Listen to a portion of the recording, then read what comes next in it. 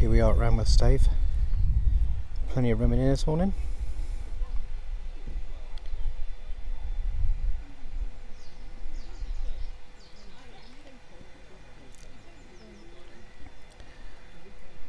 There was space to get in at Thurn, but I decided to come down here instead for my breakfast. And then later on we'll take a wander up to Potter just after lunchtime. So I've never actually walked down this road before. Well, I have, but I don't remember what I saw. I know a couple of other people have done it on their videos, so I thought I'd join the crew. I've actually got my microphone plugged in as well, so hopefully you can hear me a bit better. And there's just wind noise, although trying to fit all the cable into my coat pocket and zip it up was a bit tricky. But yeah, hopefully this will work a bit better for you guys. So I plan to wander down here, probably go as far as the 24-hour moorings along the dike, and then walk back, head into the village, maybe pop into the shop. I don't need to go to the butcher's because I went there yesterday before I went to the boatyard to pick up the boat.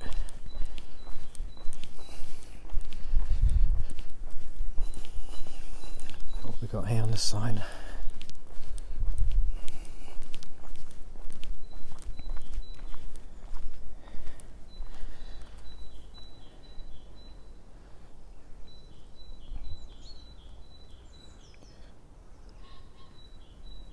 Not that sure that's how you spell donut, but it's fine.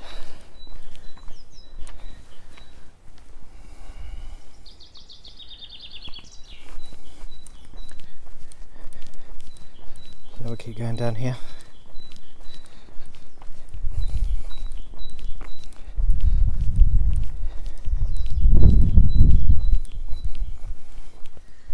This is a well-known property in Womack. Absolutely gorgeous, look at that.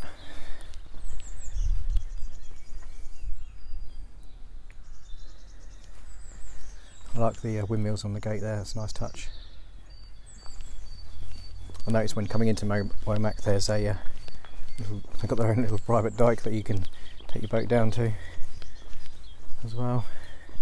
And I'm guessing if you've got a house like that, the size of a house like that, you can, yeah, it'd be rude not to have a boat as well, wouldn't it?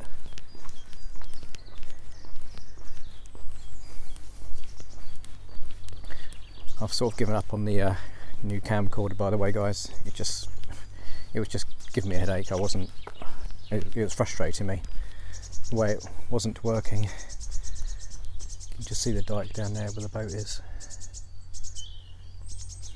Young tennis court as well. It's lovely.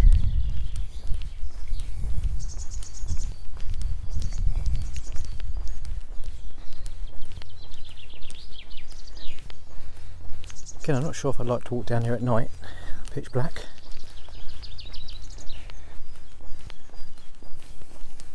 Could be a bit spooky.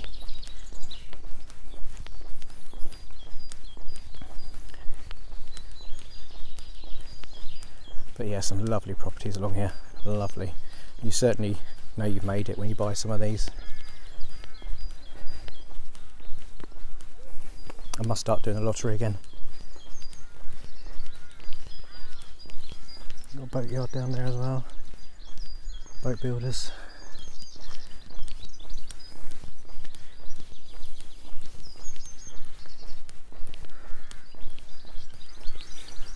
So as we carried on down that road, you come to a dead end, so to speak, with the road, and you walk to the right and you've got 2 public footpaths. That way takes you down to the free moorings, and you've got that way that takes you down that track, which I think actually does take you to the free moorings eventually if you turn right a bit further down. So we're going to head down this way and see how we get on. Got some people coming down here towards me, so I won't film all of this down here. Don't really want to have them on camera, especially when there's children there as well, out of respect. But yeah, you can just see the free moorings over there. So we'll make our way down there. I'll be there in a second. So as we've got past those people now, put the camera back on. There's some stagnant water down there which looks very green, which I'm pretty sure will be full of wildlife. Well, not wildlife, but fish life, pond life.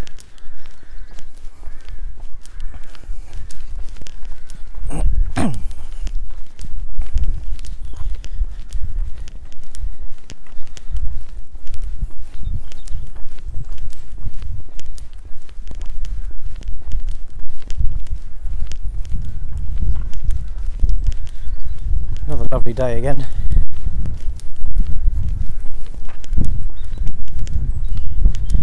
I checked the weather earlier on and they did mention about 50% chance of rain on Wednesday, which, you know, it's not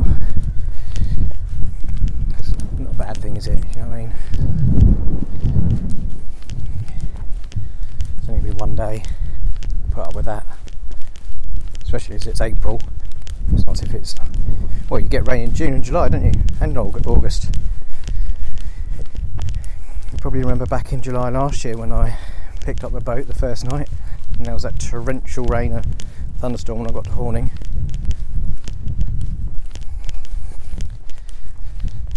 But yeah, no signs of that at the moment, which is all good.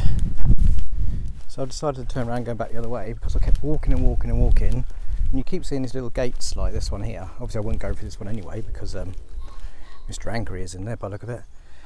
I'm not wearing anything red though, so it would have been okay. But looks like I'm heading further towards Potter Heigham over there, but I can't see another sign that says public footpath. So I don't want to walk through one of these gates that are dotted around and then get shouted at by an angry farmer. So I'm going to head back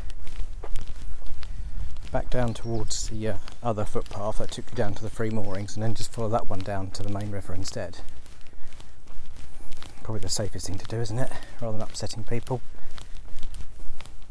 Oh, I just kept going and going, and I thought there must be a footpath sign here somewhere. And I just looked on Google Maps and I couldn't see anything that was going across any of the fields. Like, you know, get a grey line, don't you? But there was just nothing, so I thought, probably best turn back now, whilst I'm still fit enough to do so. So yeah, we'll head back down to the other footpath and then head down to the river that way. So as you can see now, we're approaching the formal BA moorings. Come into Womack. Another view of the river down there. You certainly take the river for granted when you see it in a different perspective. On the river you just see it meandering along. Obviously when you're off the bank you can see it from various angles and states and stuff like that, which is quite nice.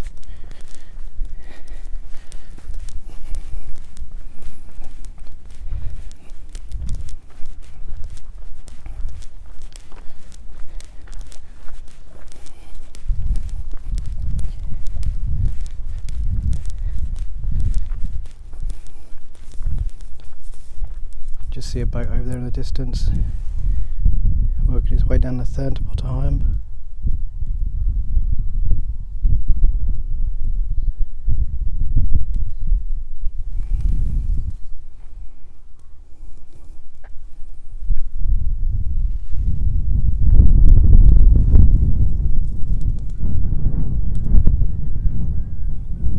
I'm hoping with this microphone attached to me you won't actually pick up any of the wind noise. That's the plan anyway.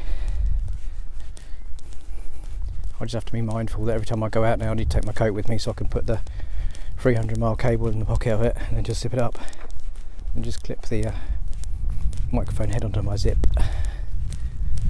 It makes things a lot easier having it hanging down between my legs, which isn't a good look, is it? Here's the cable I'm talking about, by the way. But yeah, we'll see how far we can get down here without getting our feet wet, ending up in the river. And I'll show you more soon.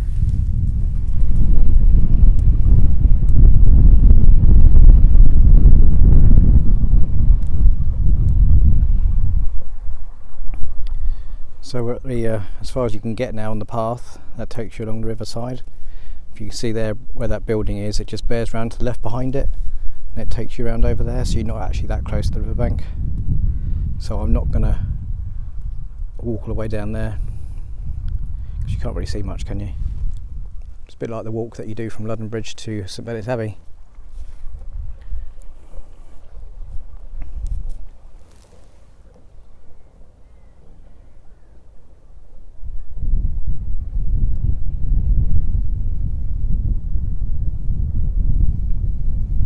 But we'll start working our way back down the other way now, back down to the former moorings again, then along the road, back to the stave, and then we head up into the village. So we're back at the stave now, followed the road all the way back down here again. There's a couple of boats coming in since I left before, still reasonably empty though, Womack standards anyway.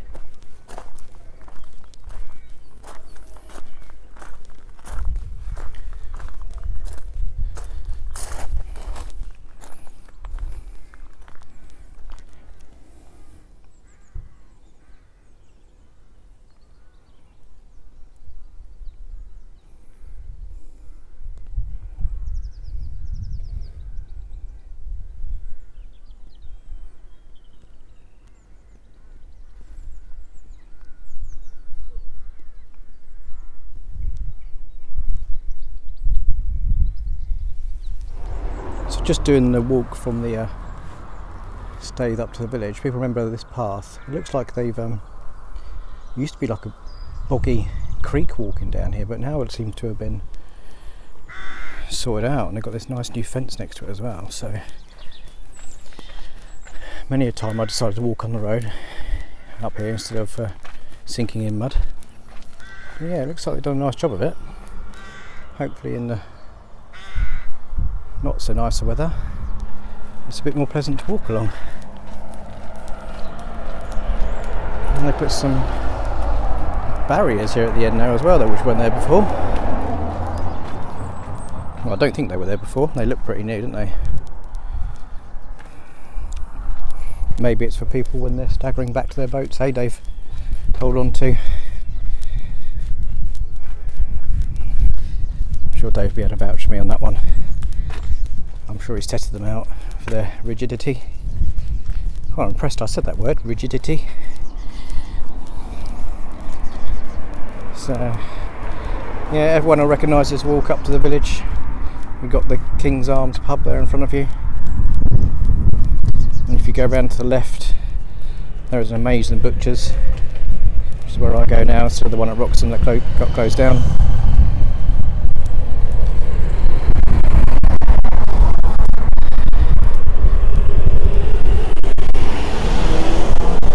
Got the outside area of the pub there as well, which they've done recently.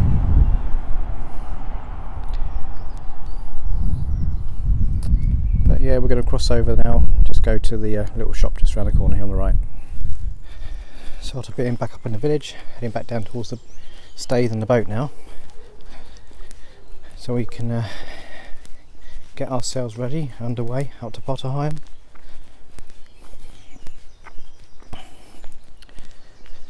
Have a mooch around there, pop into Latham's, see if I can buy something in there for 99p, which I didn't realise I needed.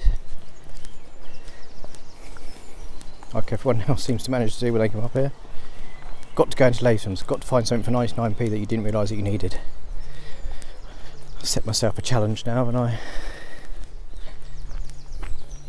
probably just buy Cadbury's cream egg or something. We'll see what they got. Just conscious that I might have to meet out of Herbert Woods' yard early tomorrow. It's going to be a handover day, isn't it, being a Monday? Oh well. Not a problem. Just means an early start, that's all. Didn't get up particularly early this morning. I was up at 7:30, I think it was. I say it's earlier than what I get up during the week, but it'd be nice to get up a bit earlier, and when you're on holiday make the most of the days.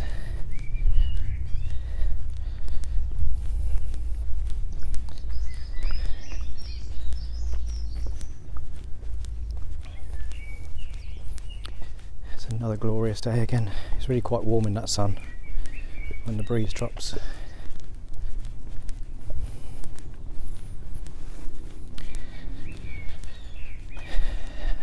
But yes, back on the boat, crack open a can of Copperberg, set off down the river to Potter Heigham.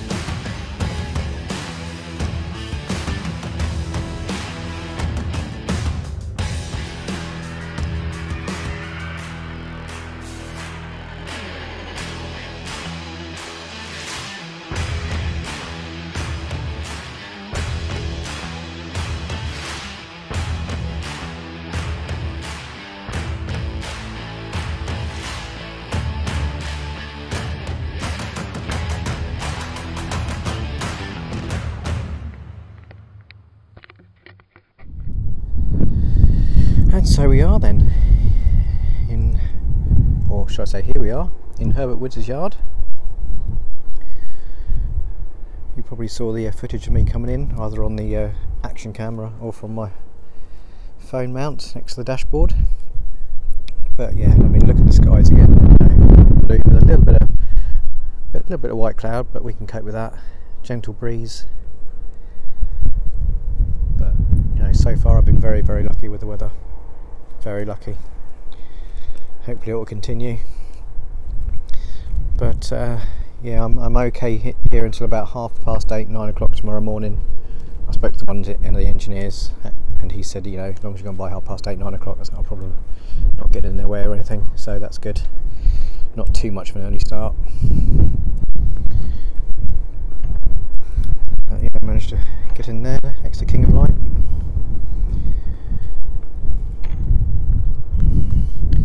So the plan is now to go for a wander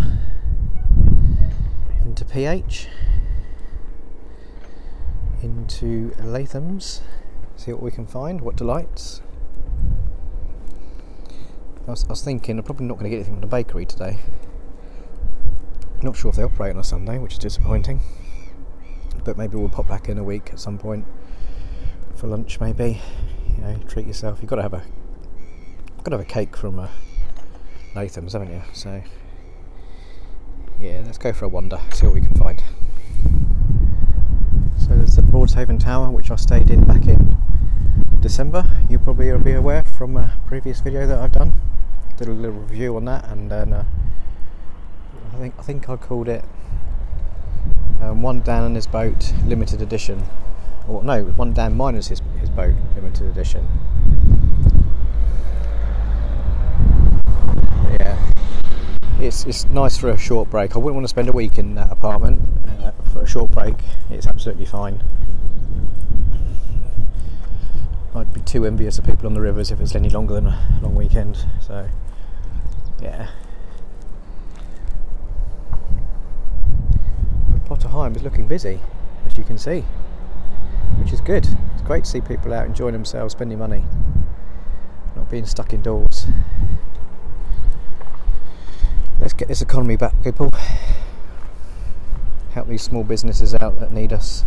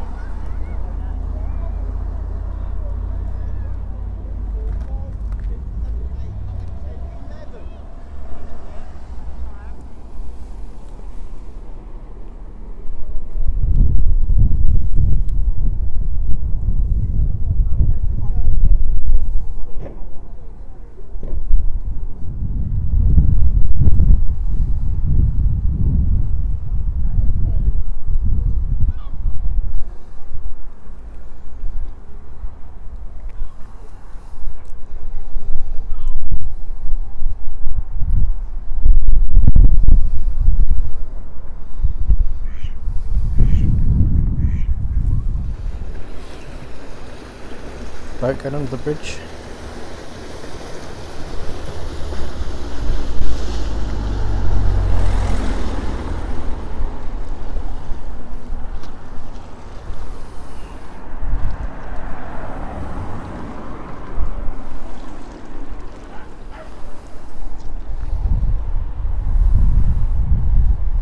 Nice to see the Narada open as well. I know they've been doing some work, and everyone knows that place doesn't always make a success of things. Various owners it's had.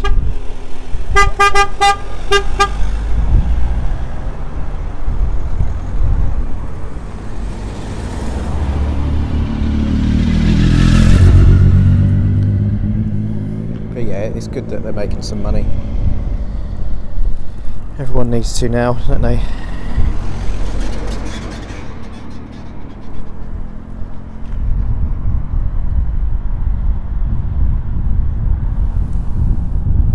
I wonder if the old fish and chip shop is still open, and I wonder if their chips have improved. And that answers my question. Yes, it is open.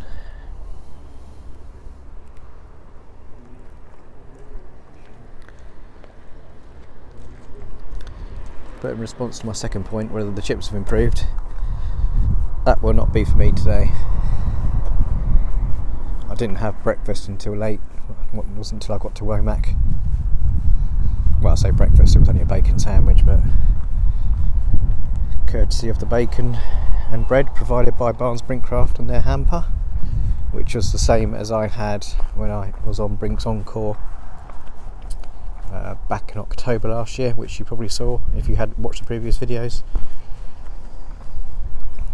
You will see on there the content of the hamper. I think it's about £35 worth from the actual shop that they get it from, so it is a nice touch.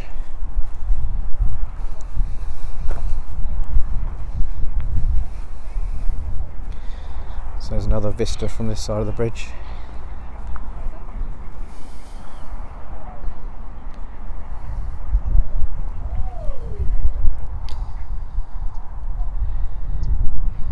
So we're going to take a walk along this bank, probably down as far as the Free Moorings.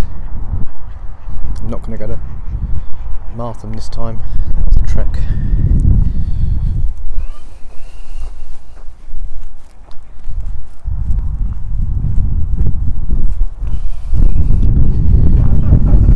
Ranger out on patrol.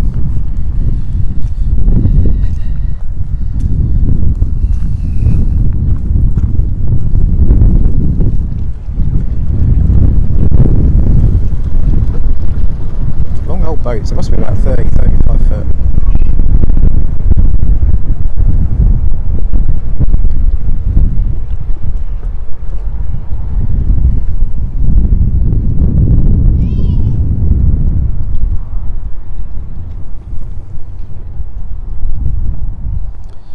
Yeah, we'll carry on going down here.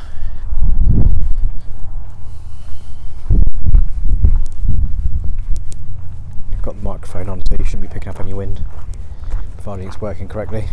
It's one of the ones, well, it's the one that Dave gave me, so that's a much better quality than the one I first started using last year.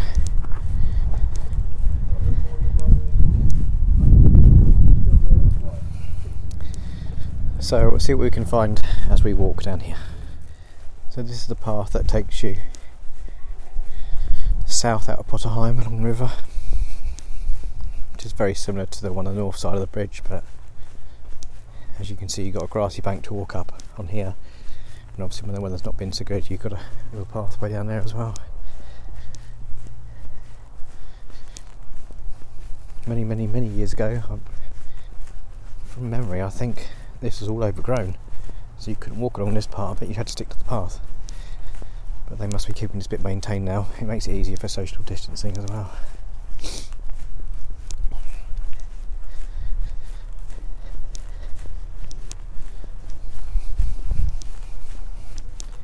Got the first batch of free moorings here on the right.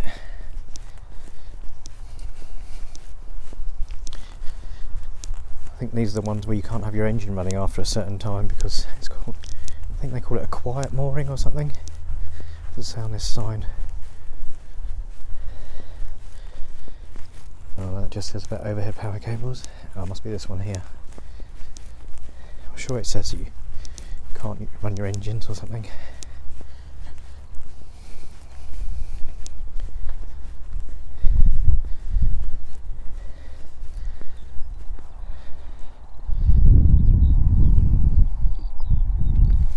So I'm guessing that means that you can only use your engine to arrive and cast off, and that's it. So being here this time of year probably isn't ideal.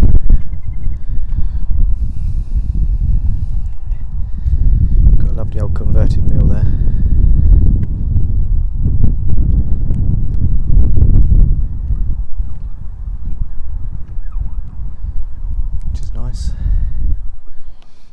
keep going down to the second lot of moorings, see who's down there.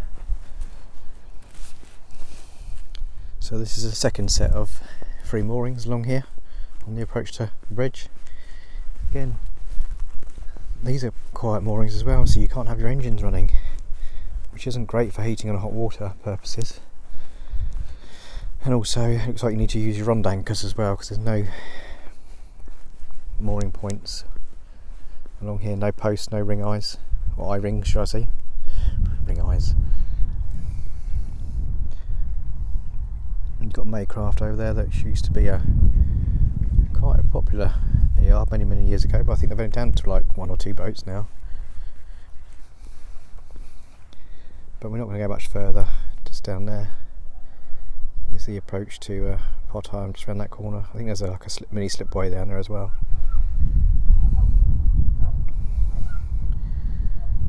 But yeah, I'm going to show you something really interesting in a second, which not many people might not know about, and I've only just found out about it myself. So yeah, watch this space. Hang on a minute. So going back to what I was just saying,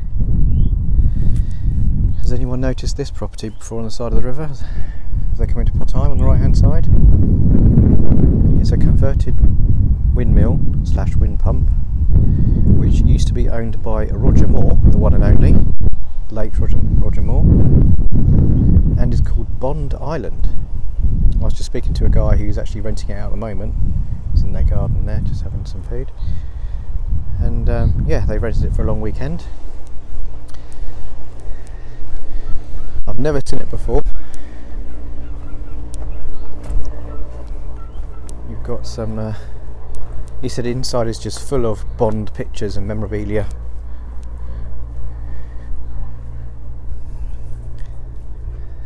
You've got like a little bar there which says shaken not stirred on it. But yeah, it's 2-bedroom, and you've got a viewing platform right at the top, which you can probably just see, which you can get up to. He said the views are great, but it's even on a semi-windy day, it's quite blustery up there. But yeah, you can rent it out. See on that sign there? Anyone who wants to have a look at that. But yeah, I've never seen that before, ever. But then I've not walked down this path, but I've not even seen it from the river either, so it's amazing. Absolutely stunning. So yeah, not sure if many people know that, but yes, it was owned by the one and only late Roger Moore.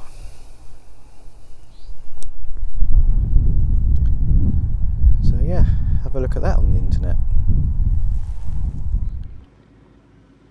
So we just come out for an evening stroll around Potter Heigham. The wind's reduced right down. Might still be a little bit on the microphone. I haven't got my plug-in microphone plugged in, so apologies about that. But yeah, it really has dropped. As you can see, there is space on the 3 moorings. I might head out into that gap tomorrow morning when I leave Herbert Wood, so I don't really want to leave here too early. I'll decide when I wake up, and obviously if there's still space over there. But yeah, it's a very still and tranquil. I've not even had much to drink. Had 3 cans of cider. Very tranquil evening.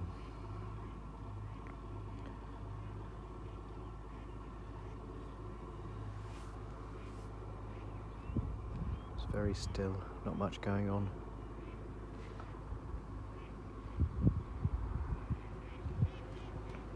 Had a really nice sunset again earlier on, over in that direction.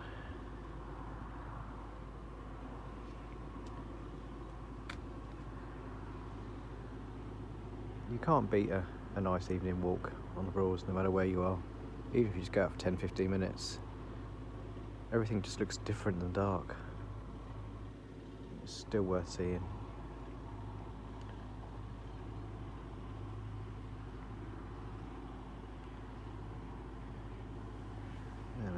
tucked in just down there. It's really poor quality on the zoom, isn't it? I apologise about that. Not sure where I'm going to walk to yet, but I'm not even sure whether I'll put the camera back on again. But it's been another great day. Again, the weather's been better than I expected it to be. Very pleased so far with what we've had. We've still got another 5 full days to go, which is even better.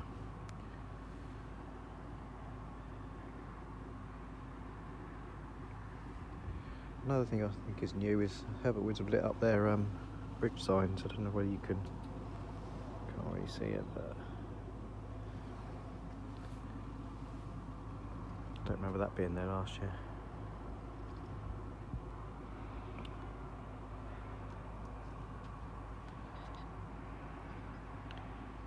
But if this is the end of day 2, I will say goodbye now. Early-ish start tomorrow. Plan is to go up the Ant. Might try and get in at Neater's Head, or if not, Gay Staithe for lunch, and then pop up to Stalham mid-late afternoon. That is the plan at the moment, but we'll see what happens. Catch you all later.